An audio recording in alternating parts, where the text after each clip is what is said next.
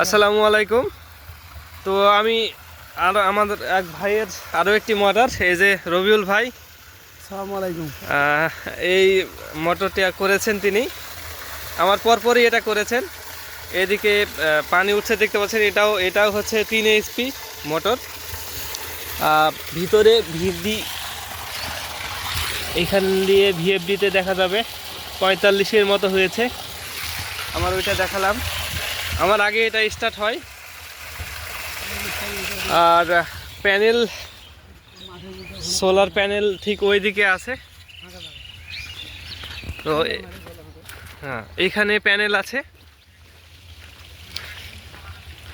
আবার প্যানেলটা দুই দিক দিয়ে চার্জ হয়, এটাতে একদিক দিয়ে। এখানে একই 3 ঘোড়া মোটর করেছেন ভাই। এখান থেকে ভাই 17 বিঘার মতো আবাদ করেছেন।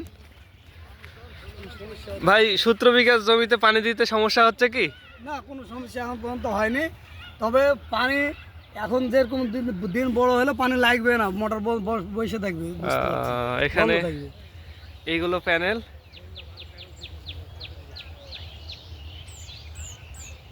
এই জমিগুলোতে পানি দিয়েছেন এই ভাই, পানি যাচ্ছে এখন এই মুহূর্তে। কোন দিকে না? পানি এদিকে যাচ্ছে, ওই যে এদিকে। এদিক। ও আচ্ছা আচ্ছা, এইদিকে না, আচ্ছা আচ্ছা। এবং এই ধানি জমি 14 বিঘা ধানি না 17 বিঘা ধানি জমিতে এই 3 HP পাম্প দিয়ে তিনি পানি দিচ্ছেন। এটা তো দিচ্ছেন না? হ্যাঁ, এটা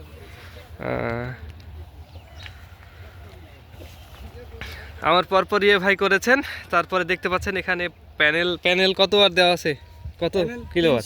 330 ওয়াটের প্যানেল। 16টা প্যানেল দেওয়া আছে। 16টা প্যানেল দেওয়া আছে এখানে। মোট কত কিলোওয়াট আছে এখানে? 5200। তাহলে 5 কিলোওয়াটের মতো আছে।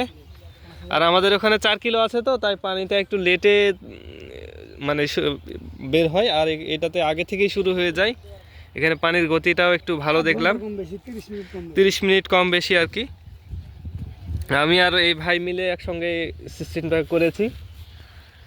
তো যদি ভিডিও ভালো লাগে তো সকলে লাইক শেয়ার করবেন, চ্যানেলটি সাবস্ক্রাইব করবেন। 8 সালে হাউজিং করেছিলাম। আগে হাউজিং করা ছিল, আগে তিনি জেনারেটর দিয়ে চালাতেন, বিদ্যুৎ পেয়েছিলেন না। এখন তিনি সোলার সিস্টেম করেছেন, বিদ্যুৎ বিল দিতে হচ্ছে না। এখন বিদ্যুৎ বিল নাই, ফ্রিতে পানি উঠছে, ফ্রিতে আবাদ পানি করতে পারতেছে, পল্লী বিদ্যুতের কোনো প্রয়োজন নাই। তো সবাইকে ধন্যবাদ জানিয়ে আজকের ভিডিও এখানে শেষ করছি। কথা হবে সামনের ভিডিওতে।